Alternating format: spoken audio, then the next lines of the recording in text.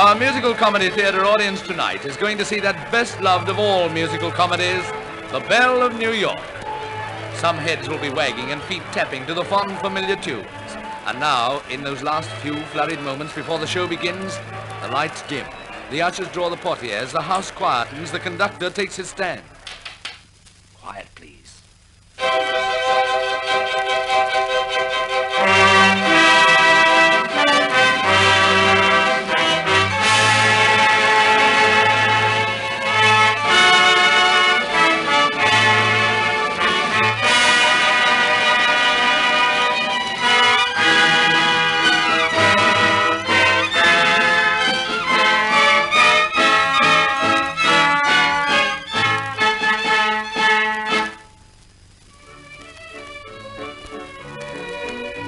Curtain up, and what do we see? Young Mr. Harry Bronson's elaborate mansion in Riverside Drive, New York. Ornaments rare and costly adorn the apartment, but the rarest and costliest is Cora Angelique, queen of the comic opera, who makes a flamboyant entrance in company with Pansy Pins, Doc Snifkins, Count Ratsy Ratatouille, Count Patsy Ratatouille, 6 bridesmaids, and here's where you get out the opera glasses, gentlemen, the ladies of the chorus. And without so much as, "Hello, Harry, I believe we're getting married today," Cora Angelique bursts into tuneful reminiscence. When I was born, the stars stood still and blinked their eyes with wonder.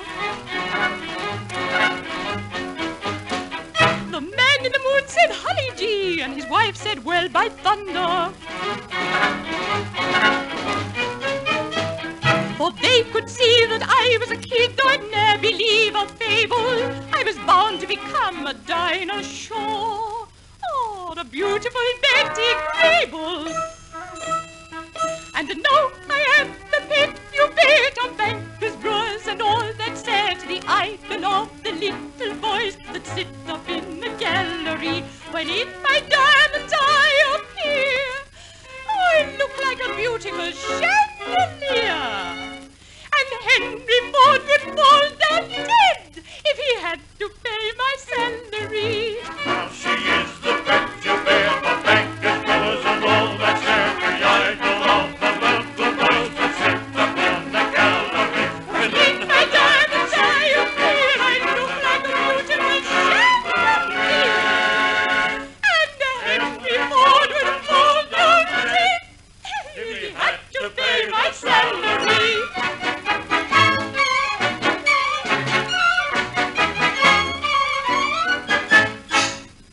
This Harry Bronson is a gay young blade, fond of the drink, and apparently his proposal of marriage to Cora was the kind of slip that comes between the cup and the lip. But here's the chef, Mr. Fricot, wheeling in a mammoth wedding cake with a figure of a girl posed on top of it. Oh, look. One look, and Harry doesn't want Cora anymore. He wants a piece of that cake. Like Pygmalion, he tries to bring that figure of frosted sugar to life. Pygmalion wanted to teach his statue how to speak, but Harry's candy girl says, "Teach me how to kiss." To be the toy or the bold bad boy, I really do think I should like it. To sit and kiss is a style of bliss that ought to be nice when you strike it. I am shy just now, and I wouldn't know how to laugh like a far-rounded lady, but I surmise that I might grow wise if you wooed me in looks that were shady. Oh, teach me how to kiss, dear. Teach me how to squeeze. Teach me how to sit upon your sympathetic knees. Teach me how to coo, dear, like a turtle dove. Teach me how to fondle you. Oh, teach me how to love. I'm very new Could I say to you that my newness is ready to wear off? Of course I'm good, or the same I would, with a proper young gentleman pair off. I think that I, in the by-and-by, at kissing I prove very handy. Though incomplete, I ought to be sweet, for you know that I'm made out of candy. Oh, teach me how to kiss, dear. Teach me how to squeeze. Teach me how to sit upon your sympathetic knees. Teach me how to coo, dear, like a turtle dove. Teach me how to fondle you. Oh, teach me how to love. Oh, teach me how to kiss, dear. Teach me how to squeeze. Teach me how to sit upon the sympathetic knees. Teach me how to coo, dear, like a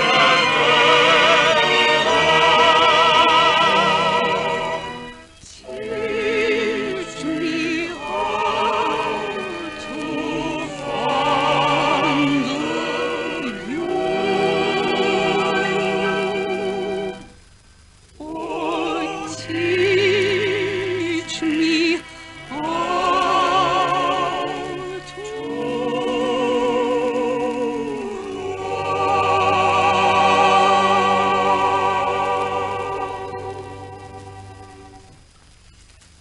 And while Harry is indulging his sweet tooth with this fascinating piece of confectionery, word comes that his straight-laced father, Ichabod Bronson, is on his way. Ichabod is the leader of the Young Men's Reform League and Anti-Cigarette Society. Cigarettes, says Ichabod, are sinful. They're worse than sinful, says Harry. They're unobtainable. Drums and cymbals, listen to them. What am I going to do, says Harry. They're coming here. With great presence of mind, he exits upright with the girl on the cake and clears the stage for the triumphal entry of the Rescue League.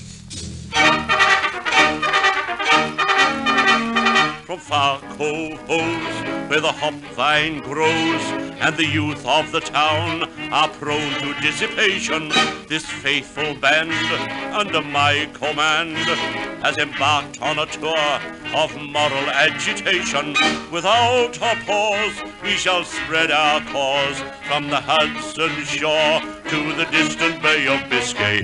The world we'll purge of the deadly scourge of the cold highball and the cocktail made of whiskey. For in the field of moral endeavor, no competitor can shake a stick at us. In the game of reform, there never, no never were reformers that were so felicitous. Our virtues continue to strike us as qualities magnificent to see. Of course, you can never be like us, but be as like us as you're able to be. Of course, you can never be like us, but be as like us as you're able to be. For in the field of moral endeavor, no competitor can shake a stick at us. In the game of reform, there never, no never were reformers that were so felicitous. Our virtues continue to strike us as qualities magnificent to see. Of course, you can never be like us, but be as like us as you're able to be. Of course, you can never be like us, but be as like us as you're able to be. Ichabod is angered to find his son having such a good time with the fast and loose set, and cuts him off without so much as an ounce of pipe tobacco. At this, Harry's stylish friends leave him with almost indecent haste, and he is left to console himself with Fifi Fricot, the girl on the cake, who has the kind of French accent you hear nowhere except on the stage of a musical comedy theatre.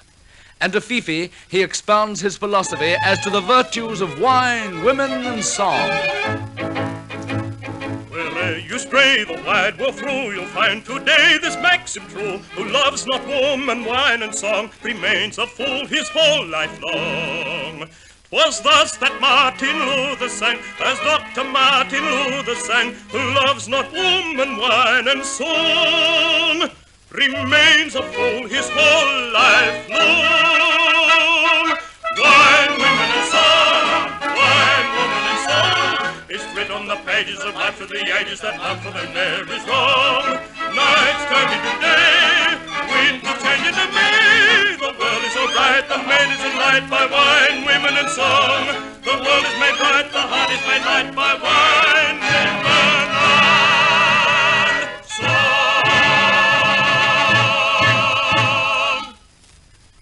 And here the stage is dressed for the big tableau. Housemaids, bridesmaids, chorus ladies form up on one side, representing the 7 deadly sins.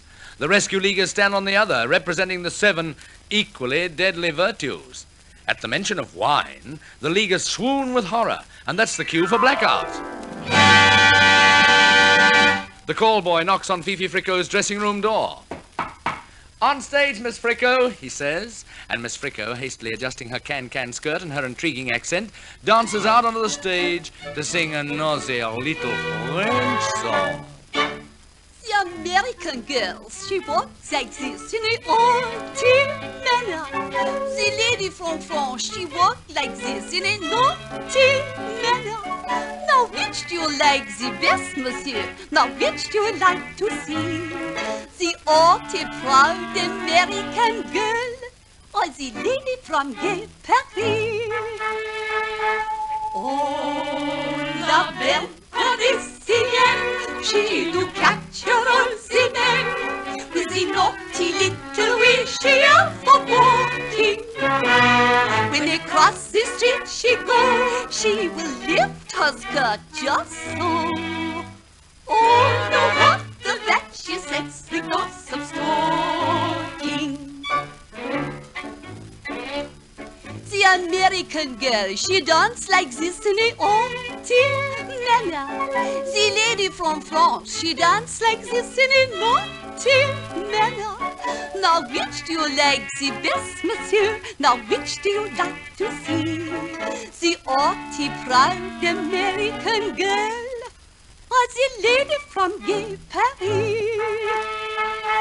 Oh, la belle Parisienne, she do capture all the men with the naughty little way she have for dancing. When around the room she will kick her skirt just so. And the little kick, it makes the dance entrancing. Harry decides to go places with the little French girl and takes her out to buy her a Chinese dinner, which gives an international flavor to the proceedings and also a change of scene.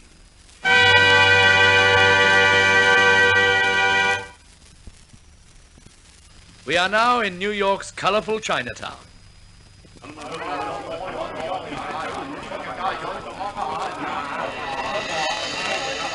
Chinese New Year's Eve is being celebrated colorfully with gay lanterns, flags and banners. Bowery toughs, rubberneckers and Chinese laundrymen, bearing a striking resemblance to the anti-cigarette boys of the previous scene, caper in the streets. And here, Harry sees for the first time Violet Grey, the pretty Salvation Army girl whom everyone follows.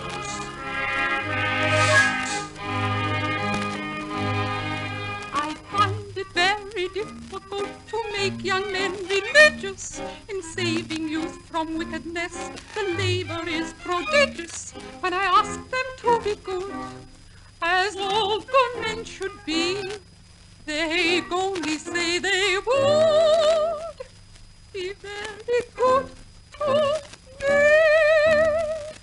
I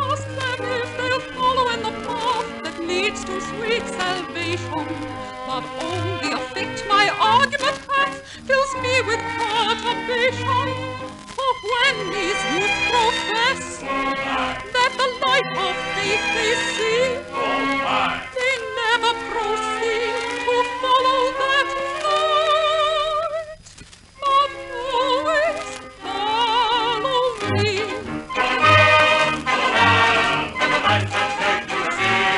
But they never proceed to follow that light, but always follow me.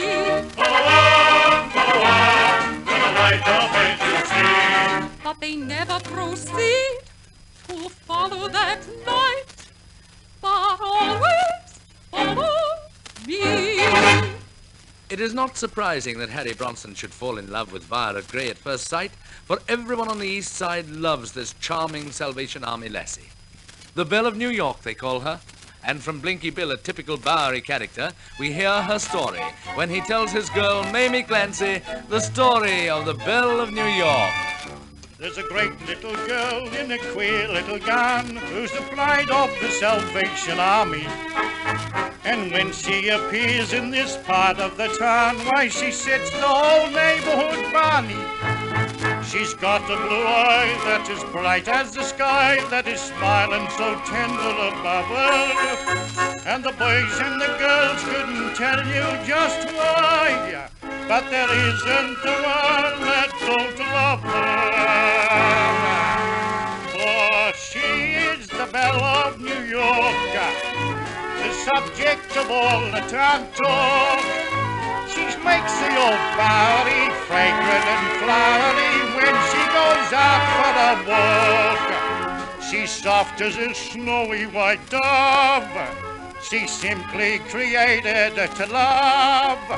The fellows all sigh for her. They would all die for her. She is the Belle of New York.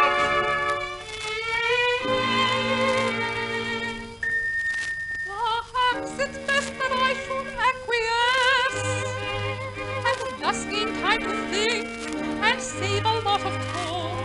If I can help this youth, perhaps he'll bless the memory of the girl he knew as the Belle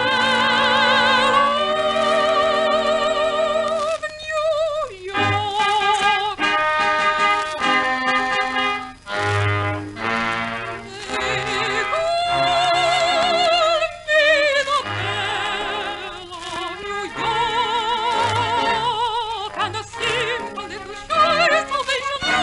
Me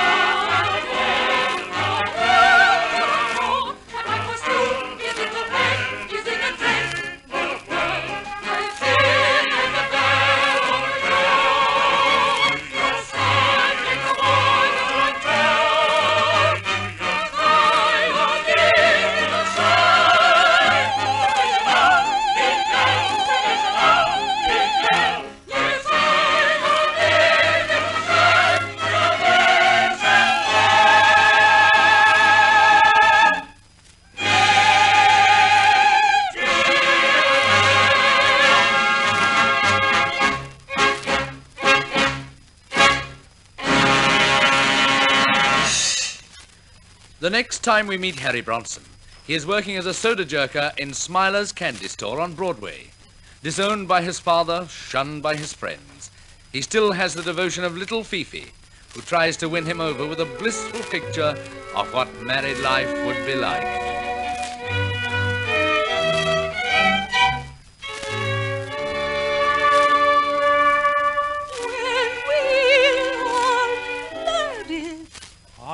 What will you do? I'll be as sweet as I can be to you. I will be tender, and I will be true. When I am married, sweetheart, to you. Love is not all dear that poets may say. Often it lasts but a year and a day. Often the day love without any year. Love is not all it's cracked up to be dear. I only know, love, what our love will be. I will love you, love, and you will love me. Not for a year, love, and not for a day. I will love you, love, forever and ever.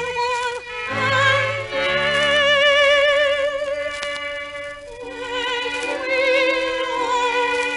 are married, Wife, what will you do? I'll be as sweet as I can be to you.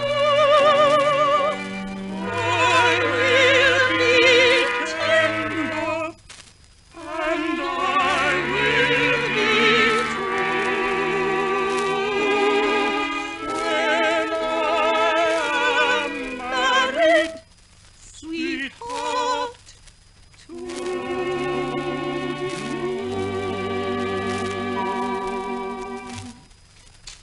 Violet Grey is determined to have Harry morally and financially, and she propounds to him a daring scheme for restoring him to his rights and his father's favor.